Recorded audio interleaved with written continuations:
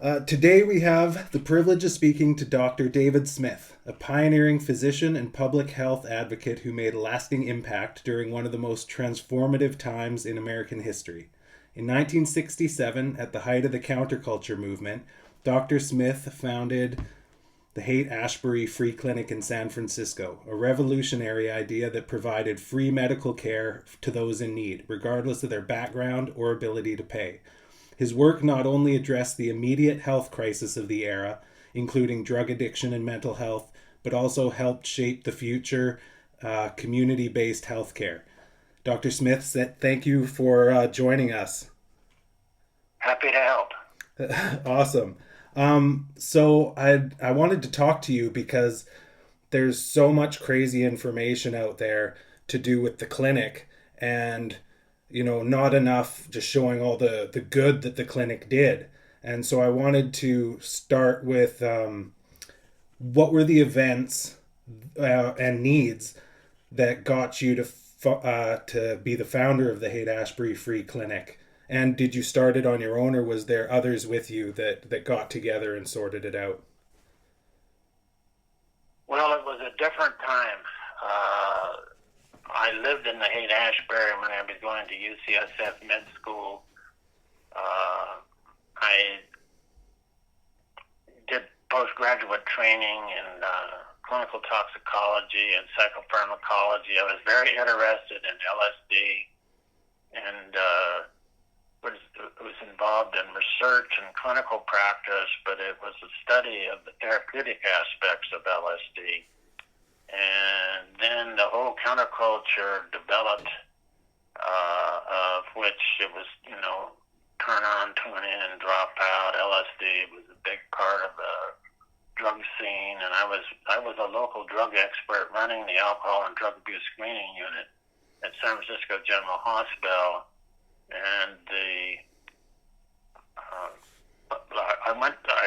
it was the time of 1965 where they had the war on poverty and they were setting up regional healthcare clinics. And so the key one was down in Watts. So I visited the Watts clinic and I got the idea that we should have a regionalized healthcare clinic for all the hippies that were flocking there. And I took it to the city. And they rejected the idea. They said, no, we don't want them here. We want them to leave.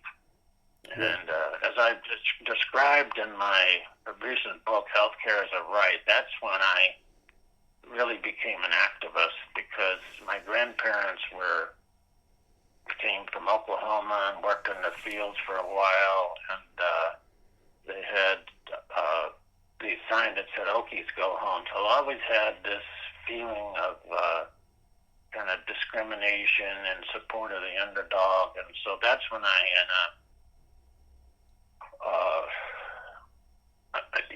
claimed to the health department, healthcare is a right, not a privilege, which became the founding slogan of our Haight Ashbury Free Clinic. So the city rejected the idea, but we found an old doctor's office in the Haight, and it was the city can't block a private doctor's office, so it was David E. Smith, MD, and Associates doing business at the Haight Ashbury Free Clinic, and it was all volunteer. That was the times. Right. So you had hundreds of medical volunteers from UCSF, med students, pharmacy faculty. They built the pharmacy, operated 24 hours a day, 7 days a week, seeing about 200 to 300 patients a day. And the funding, and we did a wide variety of things, talking about that LSD trip, dealing with sexually transmitted diseases, because love needs care was another one of our mottos. Yeah. And one of your books as well that I thoroughly Right, enjoyed. right, yeah. So it came, all these young people, read about the hate, got the Greyhound bus, drove out, brought their guitar, came to participate in the burgeoning counterculture that really started peaking up on Hippie Hill in January of '67, which is when I first saw how dramatic this evolution had become. And it was also the time that the Grateful Dead lived in the neighborhood. And it was organized by Bill Graham. And the Grateful Dead did benefits for us, as did Janis Joplin, Dr. Sunday's Medicine Show, Carlos Santana, Country Joe. So our clinic was really a clinic built on rock and roll. That's what happened. There has been a great deal of discussion in recent books about what that scene was like. Yeah. And certainly there are elements of it that was true that I was aware of. For example, in my training at UCSF, they talked about mind control with LSD. They talked about Operation Climax by the CIA. We learned that Ken Kesey had been involved in LSD experiments. I wrote an article called The Revolt of the Guinea Pigs, because that's how I was introduced to LSD. So there was all of that happening around us, and I learned about it in my training. Okay. But it did not impact on the clinic. The clinic did not get government funded. The government was opposed to us. Right. It wasn't until 1972, the Vietnam era, that we got our first public funding, because that's when the Vietnam vets came to our clinic for heroin addiction, and Dr. George Gay developed a grant, and we had an outpatient detox program directed by Daryl Inaba. Daryl Inaba was an outstanding clinical pharmacist from UCSF. So we have this. For those of us who don't know the region, UCSF med school is just up the hill. And so we had this resource-rich area of people coming down, volunteering, working. Then we got this financial support from the government, but that's the first time we got any sort of official financial support. Somehow or another, that's got mixed into this broad chaos theory. Right. And, some people say, well, you were just naive, David. You were so focused on the clinic that you didn't know what was going around you. I don't know. That might be true. I'm a survivor of that period. I can tell you what I factually know and what I factually prove. Right. And I know the checks that came in. I know where the funding came from. And there was not one piece of what's been of financing that came from what has been described in these books. Right. Speaking of those books and that vein of things, jumping ahead a little bit in my questions, it was said in one of those books that Dr. Jolly West, was recruiting people from your clinic to experiment on or whatever. Can you elaborate on that a little bit? I think experiment on is an inaccurate word. Jolly West was a colleague, an esteemed colleague. He had an NIMH grant to study the hippie population. Mm-hmm. And experimenting means you give them something. That didn't happen. He and Steve Patel, they did interviews, because it was a totally new phenomenon. Who were these middle-class youth that flocked to the Haight? And why did they come? Why was the middle-class next generation revolting? And so experimenting on means that you gave them something. Right. They weren't given a drug. They weren't given LSD. They were just interviewed. Right. It turned out that we did a study of the people coming to the clinic, and 97% of the people that came to the clinic had used LSD. But it wasn't like they were being given it in a setting or any sort of controlled studies. They were just interviewed in the park.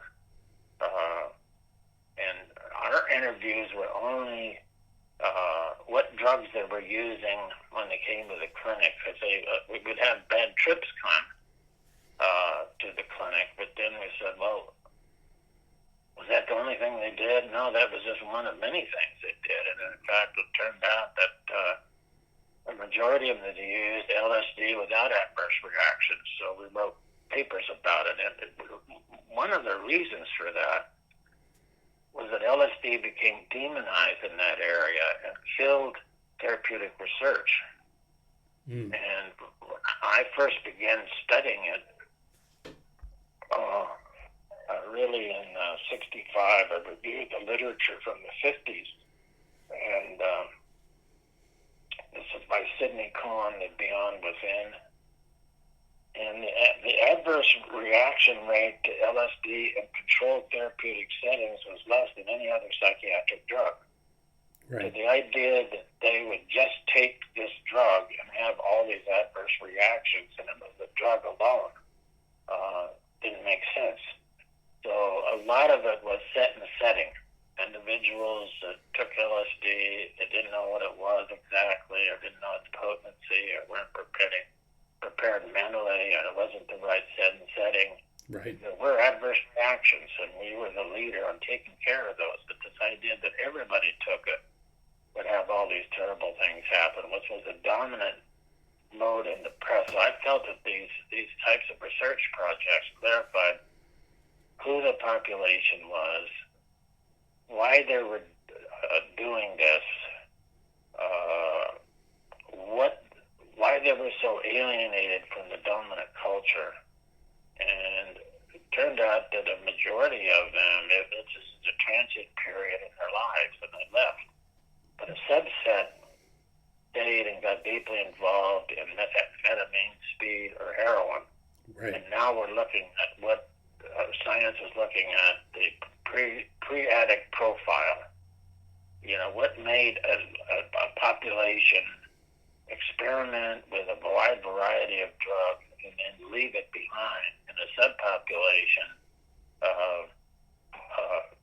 become deeply involved in addiction. And it turns out that unresolved trauma, lack of a supportive environment, family trauma, and all sorts of other things, including environmental factors, were issues. And of course, those are all factors that are being studied now. Sure. In Yeah. terms of the fentanyl epidemic. So we learned a lot about what we would call the pre-addict profile. That's okay. That's super interesting. And like you say, it's still prevalent today, just with different drugs. Right. And the problem now is if you experiment with the drugs now are so much more powerful. We've had some deaths of young people experimenting with drugs like cocaine or pills, and fentanyl in it. The world is so much more dangerous now. There's a lot of drug sharing in the 60s, but none of it ever contained a drug as powerful as fentanyl. Right. Just to jump back for a sec, I'm curious how, when somebody came in and they were having a bad trip on LSD and stuff like that, how did you guys deal with that? What was the protocol for bringing people down? Well, we had what's called a comm center, and it had a tie-dye background, and we had paramedics. They would be screened by a physician. We would decide whether they needed medication or not. Yeah.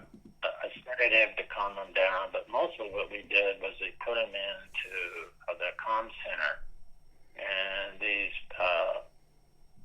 talk-down guides would sit there, and there'd be a candle in the middle of the room, and get their mind off what was freaking them out, and in other words, it was restore set and setting.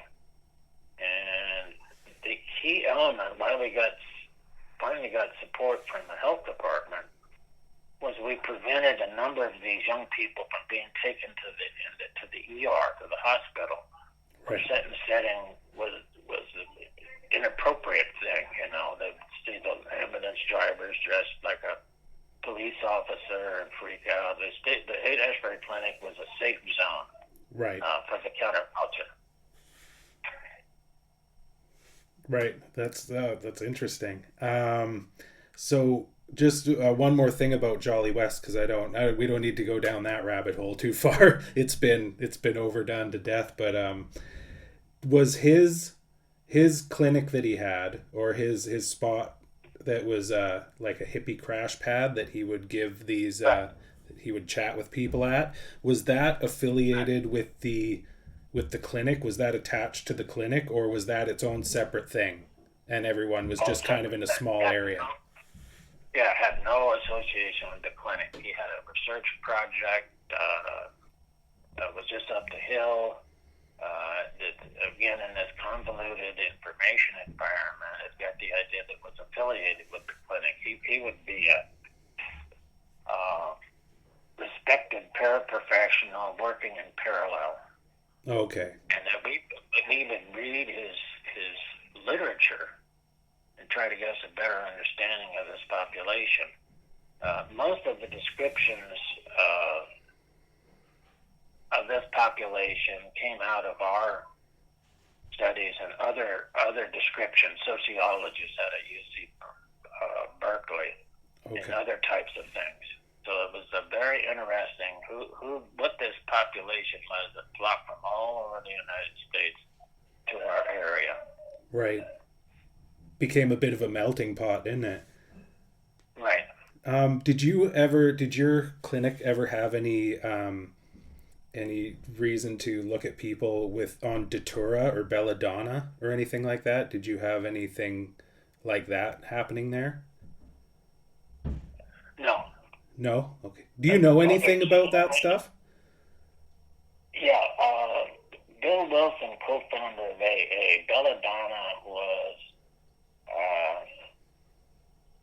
a medication used in the 30s alcoholism clinics. And he had a Belladonna experience, and he described it as white light. Okay. But the Belladonna was really not used therapeutically and wasn't a big part of the scene. I think we had a couple of cases of individuals that tried it, but they didn't like it. You know, LSD is a much more effective and with lower side effects of psychedelic drugs. So I knew about it from my pharmacology training. Right. And I'm deeply involved in AA, and I know about its history. Bill Wilson tried LSD in the 50s to explore the spiritual experience, and one of his motivations was, he said, well, he had used belladonna in the 30s, and it helped him with his recovery. And now he wanted to try LSD for depression. So that was the link. Okay. Interesting. Yeah, I've been trying to find out more about it because people I've talked to about it said it was really detrimental to a person's psyche. But I guess if it's overdone, or was it one of those things where you do it once and you're a completely changed person after? Do it once and I don't like it. Do it once in a therapeutic setting, then it can be a benefit. Okay. But it's kind of like old pharmacology that's being replaced by newer pharmacology. You don't see any belladonna trials now. No. Okay. Oh, that's interesting. So you were talking about being funded by Billy Graham and the Janis Joplin and the Grateful Dead and everything. Do you have any anecdotes you'd like to share about some of your brushes with rock stars? Well, it was Bill Graham of the Fillmore Auditorium, and then what he said was the population that came to our clinic was the same as what was going to the Fillmore Auditorium in his concerts. Right. So we were a cause, and he was the manager of the Grateful Dead, and he was the manager of Janis Joplin. You know, it was a 60s counterculture rock groups. Right. And so he organized all the benefits for us, and that helped us get those rock concert benefits, plus the volunteers, helped us get through those early days. It was quite a struggle, but we were able to make it. And then what happened was Jerry Pompili, who was the assistant to Bill Graham, said, this is getting so popular, and the bigger the audiences get, there's a geometric increase in adverse reactions, you know.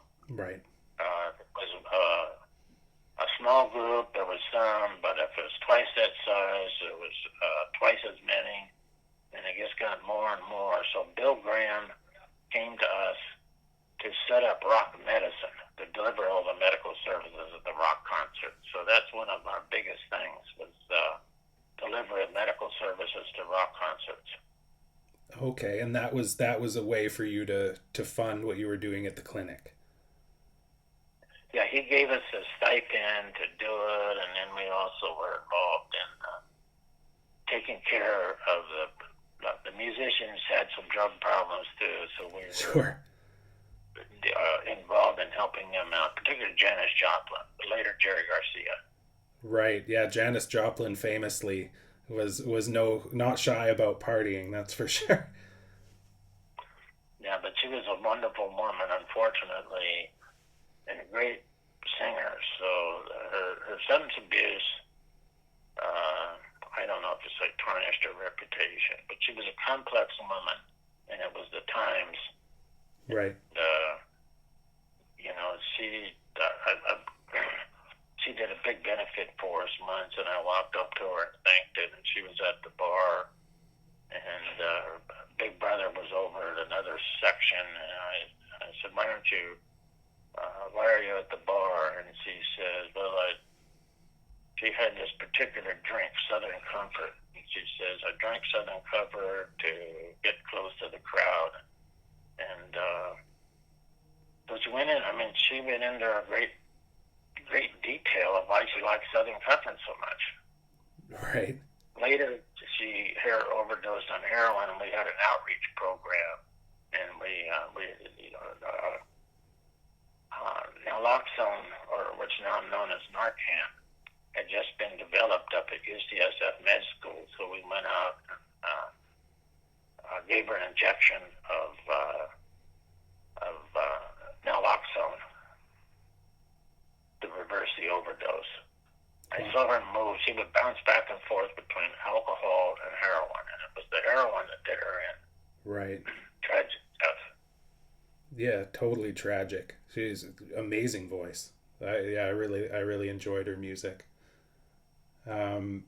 So you guys started looking into speed, which had kind of started to really turn the mood in San Francisco and turn things around. And Roger Smith ended up at your clinic, and right. he was looking into it as well. How did Roger Smith end up being a part of the free clinic there? I met Roger while we were both teaching at UC Berkeley. He was a criminology major, and when we got this grant to study the speed scene, right. Then I asked him to come and run the project. So all of our services were within this very small area. Yeah. Medical is at 558 Clayton Street. Detox is at 529 Clayton. Our counseling center was at 409 Clayton. And so we asked Roger to run the amphetamine research project. Very outstanding criminologist, and wrote some important papers on the speed scene. I think what happens is the clinic did things early. They're now being looked at. We did it before a lot of the current work. I mean, methamphetamine is rearing its ugly head again, and we coined the term speed kills because it was so dangerous. Right. I actually found an old video that had you and Roger Smith talking about the speed epidemic, and you talked to housewives and stuff that it was being prescribed to for weight loss. Is that right? Right. Yeah, and people were forging prescriptions, and it was getting all around there. Now, bikers ended up being a big part of that scene, didn't they? Oh yeah. Right. And I in one of your books, I think it was Love Needs Care, you talked about you were getting threatened by somebody in the clinic that was wanting to sell there, and you enlisted the help of some bikers. Right. Yeah, I called Sonny Borger because I had gone to the police. And they said, well, we can't do anything until, he does something. And I said, well, I want you to do something. When he does something, I want you to do something before. So you work in the drug culture to learn that there is, the normal system of justice, which really doesn't help you much, and then street justice. And that was when the Hells Angels were seen as protectors of the hippies. Interesting. And so I called them, and they went to Papa Al and said, if you were Smith's insurance policy, if anything happens to him, you're dead. It's an interesting experience with street justice. What a way to say it. You're his insurance policy. You better take care of him. So he called off the contract. Wow. That's, man. Interesting anecdote, if you want anecdotes, because I had a different world. I had the Haight Ashbury Clinic world, which was, filled with violence and all sorts of stuff. Right. And then I was also a basketball player. I was a member of the Olympic Club basketball team. I've been in there for 60 years. I was just elected to the Olympic Club Basketball Hall of Fame. So as I was, because of this threat and the violence and the hate, remember this is after the Summer of Love. Right. They gave me a gun. I had a shoulder holster, and I'm the last person in the world that should carry a gun. So I got in my car, and I had to go down to the Olympic Club, which is a very prominent athletic club, to play a basketball game. So I pulled the gun out because you don't really walk it into an athletic club with a shoulder holster and a gun. So I pulled the gun out, and it went off, and I shot a hole in my dashboard. Only time I ever fired the gun by accident. Still have a little pistol with just one shot. Oh, man. It was a crazy, crazy time. Yeah, I mean, I can't even imagine. It sounds like it would just be the stress level and the amount of focus you'd have and be able to keep your head in that situation would just be next level. Yeah, I covered that in my recent book, Healthcare is a Right, and people have I had a book signing down at the Olympic Club, and they find that really hard to believe that I would have these two worlds. Sure. Yeah. It's funny how when you're in it, it's your life, right? You're doing it. But then if someone's reading it, like I've read both your books, and I just shake my head and go, man, what have I done with my life? Right. This is not where I intended to end up. Yeah. So you had, like you said, you had lots of people volunteering there, one of which happened to be Abigail Folger. Right. And can you tell me a bit, do you remember anything about her and her involvement in the clinic? Well, it was her mother, Mrs. Folger, and Abigail was the one that ended up going with down south and was murdered in the Manson murders. Yes. That's my recollection.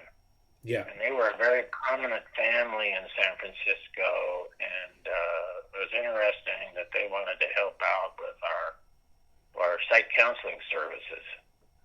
And we had done this. Charles Manson came to our clinic to bring the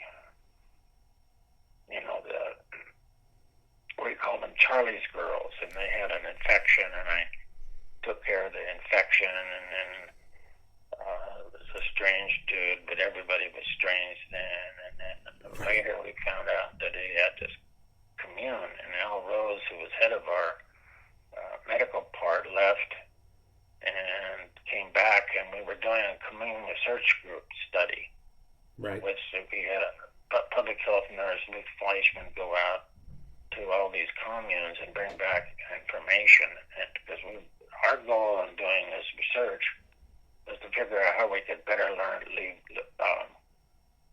deliver services. And so the Manson commune was different than the other communes. And so we wrote this paper, the Group Marriage Commune, a case study. Yes. And then found out that, we published it before the violence, and we're just stunned about what had happened, had no way of predicting that this would happen. And subsequent interviews and information, particularly on Susan Atkins, who, when she came to the clinic, was known as City Glutz, determined that the Manson followers had gotten into methamphetamine. In fact, were on methamphetamine at the time of the killings. Right. That's one of the things that's been put out there. Do you have many recollections of them at the clinic and how Charlie was with everyone, and because he was visiting Roger Smith, who was his parole officer at the time. Right. Yeah, Roger knew much better than I did. He referred him up to the clinic. Roger, unfortunately, has passed away. Yes. But the only thing I can remember, because remember, it was a very crazy scene then. There were all sorts of different types of people.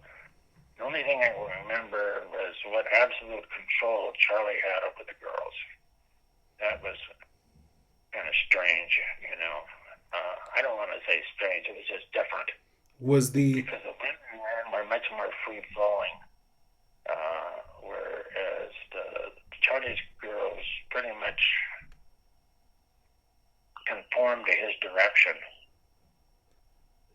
Was there any, how did you see that? Like, how was that manifested in when he would come to the clinic? Well, he would say, go in there, sit down there, wait for them. And he really didn't talk with anybody else, and they didn't really interact with anybody else. It was just kind of like, Charlie said to do it, then we do it. Interesting. Remember, this was the era that dead in the park and the young hippie girls would twirl and be very free-flowing and this, that, and the other thing. And they I think if they did that, they did it in their group, not with the general group like all the other girls that came there. Right. They were a bit different. So it wasn't like you'd see other gurus or people that had a little flock of girls with them, and it would be a similar sort of feeling or how they acted. Well, there were gurus. It was the world of competing gurus, but the gurus didn't, preached and didn't have a flock of girls that they were directing. Right. You had said Susan Atkins you guys learned a lot off of. Did you chat with her at the clinic? At the clinic, it was just what the medical problem was and what to do about it. Later, after the violence, I talked with her, for her parole hearing, and that's where I learned a great deal about what happened. Oh, wow, I didn't know that you... Sorry, I didn't mean to interrupt. I hadn't heard that you spoke to her after. Can you, tell us a bit about that, please? Well, she was in prison and appealing a death sentence. Yes. and they repealed the death penalty, and they had a parole hearing, and the lawyer asked me to talk with her, and we went into great detail on what happened at the time, what things were like, and then she said that she was on death row for a couple of years before Charlie's instructions left her head. She described that she felt that Charlie controlled her thoughts years after the last time that she saw him. Right. It's very fascinating. How did that ring to you? Do you think she was leaning into it, or do you think that she really, like, Charlie had really done a number on her? Well, Charlie had really done a number on her, but the crime was so awful that she never got paroled. I mean, if you just strike away the horrible nature of the crime, when I saw her, she was healthy, verbal.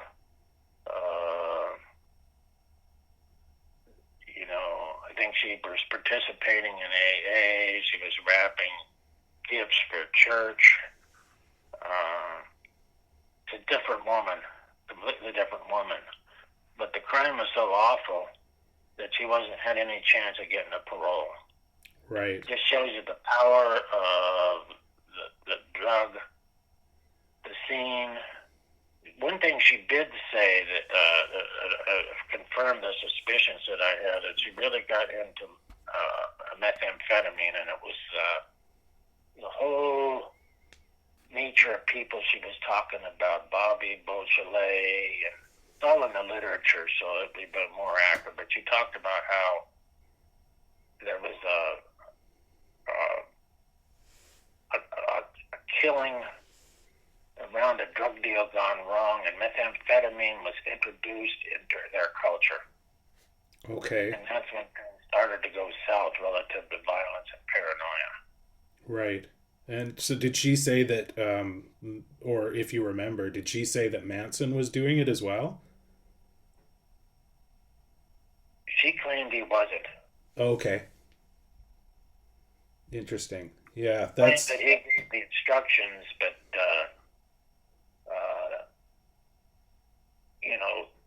didn't do it himself. okay. Um, okay, so is there anything else about the Manson clan coming to the clinic? Any rumors or anything like that you'd like to set straight? Well,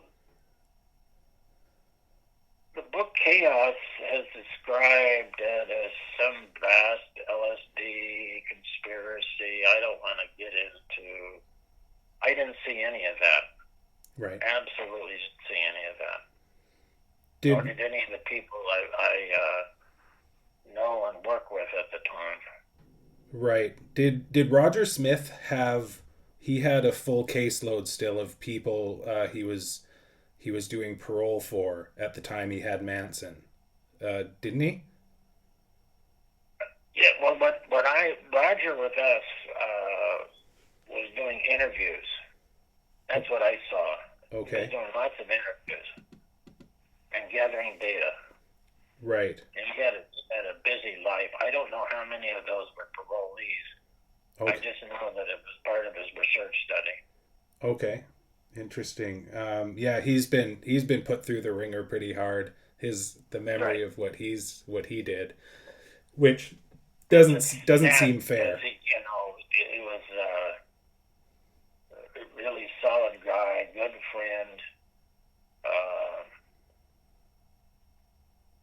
did good work, and it seems like this current rush of publicity has redefined history, Right. and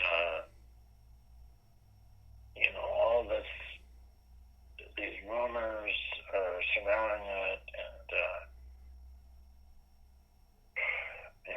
to me, part of it is revisionist history to explain a particular hypothesis. Right. The thing that bothers me is that it smeared the reputation of the Haight Ashbury Clinic that saw 2 million client visits for free and saved hundreds of lives. Right. But at the time that you started the clinic, people were getting turned away and just left to their own devices, Right. or to perish if that was the case, or whatever. Um, Yeah. and I so, know, for example, there's a plaque to me in the Haight. And I remember my friend Steve Heilig was down there, and he was talking about, he did the introduction to our book. And this young woman comes up, and he was talking to her about it, because he's a kind of a hippie Haight Ashbury historian, and she said, "Oh, wasn't that the clinic that was backed by the CIA?" In other words, if you tell an untruth long enough, people believe it. right. And he said, no, it was backed by the Grateful Dead and the musicians. I mean, that's the truth. Right, and I think it's important that an important point that nothing happened as far as government funding or anything like that till 71, because Right. that throws the whole timeline off of Right. this supposed, this hotbed of experimentation. And it's interesting that you guys were learning about that while you were in school as well. It was part of Right. what was happening at the time. There's a kind of infamous name somebody asked me to ask you about that I'm curious what your thoughts are on. A Dr. Ketchum. Did he volunteer at the clinic? Yeah, for a short time, and that's how I found out about it was. He ran the Edgewood Clinic. Okay. Edgewood Arsenal Clinic, where they actually did controlled experiments on LSD. Jim Ketchum, and he interviewed me, and these were when you could actually do physiological experiments on LSD, and they were using it to study. I think it's about 1960, and they were doing it to study LSD as a non-lethal anti-personnel agent. In other words, if you could use LSD to incapacitate individuals. Fascinating guy, described it, but my interest in it was that I looked at his data, and he had all these studies of what LSD does to your pulse rate and blood pressure, a massive amount of physiological data, and then he wrote a book. I think it was called Chemical Warfare, which he gave me a copy of. Okay. Interesting. Yeah, he was. There's lots of people, obviously, who have read Chaos and who look into all that sort of stuff, and that was a name that flew at me, and I told them I'd ask. So thank you very much for filling me in on that. I've heard recently too that MDA was being looked at as an antidepressant as well. Was that something that crossed your desk? Well, we saw it appear in the drug culture. MDA, MMDA, were all synthesized by Alexander Shulgin, Okay. who had a laboratory and lectured at our UCSF presentations. And we saw the appearance of it at a conference we had for the first time as a therapeutic agent. We looked at it as primarily initially as a drug of abuse, but now there's out of UCSF, they've just done a big study backed by Janet Mitchell on MDMA as a therapeutic agent for post-traumatic stress disorder. Interesting. It's backed by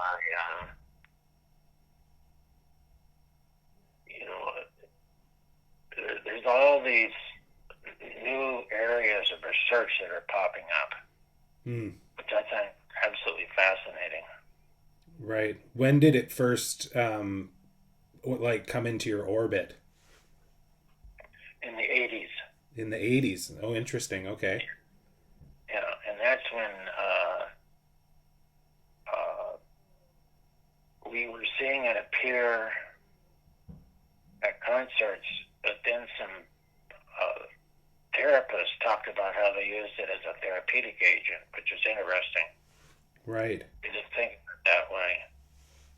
And then now you've got the,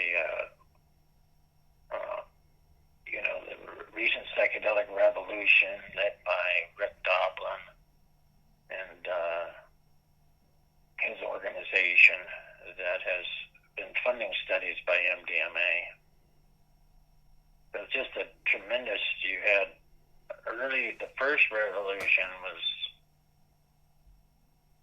the long history of the use of psychedelics in Native American cultures and the discovery of LSD and its use as a therapeutic agent. And then that all died because of the perception of abuse. And then so they stopped the controlled studies except for this underground method. And then they had there's this big psychedelic resurgence going on where it's becoming mainstream. Right. Man, it's so fascinating, and to have seen the whole spectrum go from, when you were first getting into it in the 60s there all the way till now, and like you say, how strong it's become. Was there any other sort of rumors to do with the clinic or drugs in general that you wanted to touch upon or kind of demystify for people?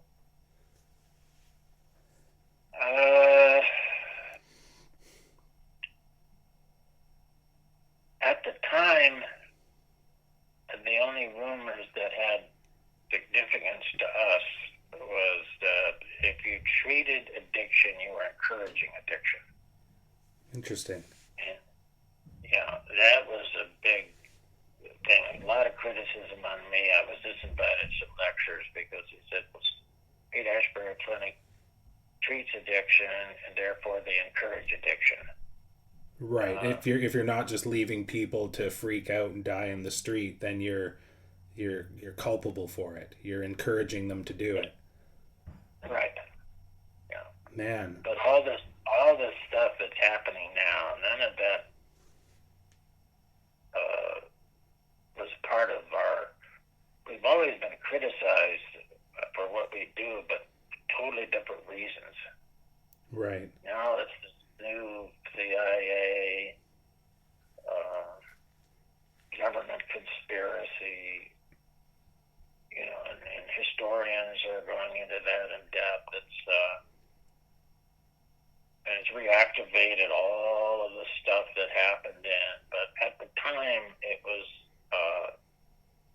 if you treat addiction, you're encouraging addiction. And then they would say, well, the Haight Ashbury Clinic is the cause of all this. And I said, no, you always have to come up with evidence. And I said, no, these young people they didn't come to the clinic, they didn't come to the Haight Ashbury to become addicted. They came to use drugs. And we were there, we were part of the solution, not part of the problem. Right. Right. I mean, figuring out something that was needed before it was even a thought.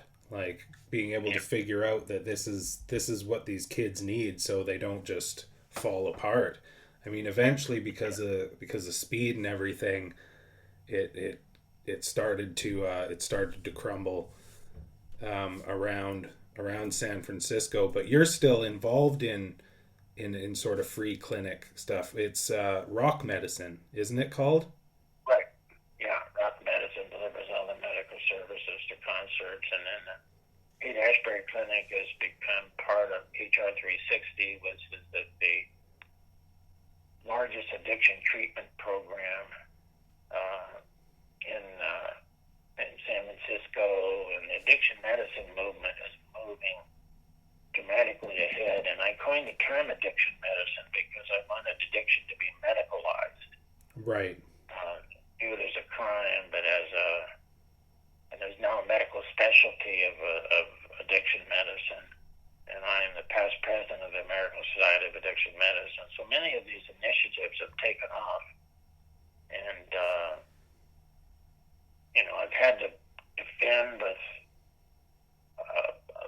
each of the movements as they began.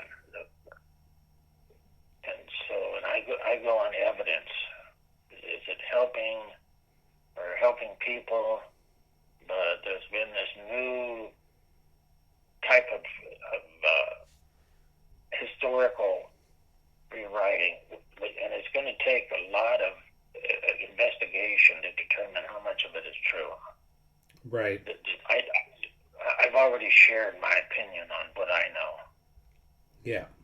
Yeah, and it's helpful. I mean, people put stuff on you and your clinic and say he said this, that, or the next thing, and it's nice to be able to have actually an on the record statement from you on these things, like the CIA and the funding of the clinic, when it actually happened, what the role was with Jolly West, who's become kind of a larger than life figure, who actually it seems did have ties to CIA stuff, but it's so hard to get any of the information to get any context. That's the thing that seems to be lacking a lot too, is context, like the times and stuff like that.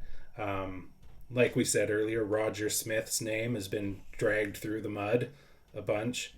And it's good to have somebody that knew him say that no, he was doing good work and trying to help, as many of you guys and all the people that that volunteered at the clinic and stuff like that. And it takes away from all that to turn it into a boogeyman. I would agree with that. Thank you. Yeah, thank you very much for chatting with us. That's a good place for us to call it for today. I'll leave you to your grandkids and their technology. Okay. All right. Thank you so much, Dr. Dave. And I'll definitely be dropping you a line to check in another time. Thank you very much, and nice talking to you. Nice talking to you. Thank you. Take care of yourself. Bye. Bye.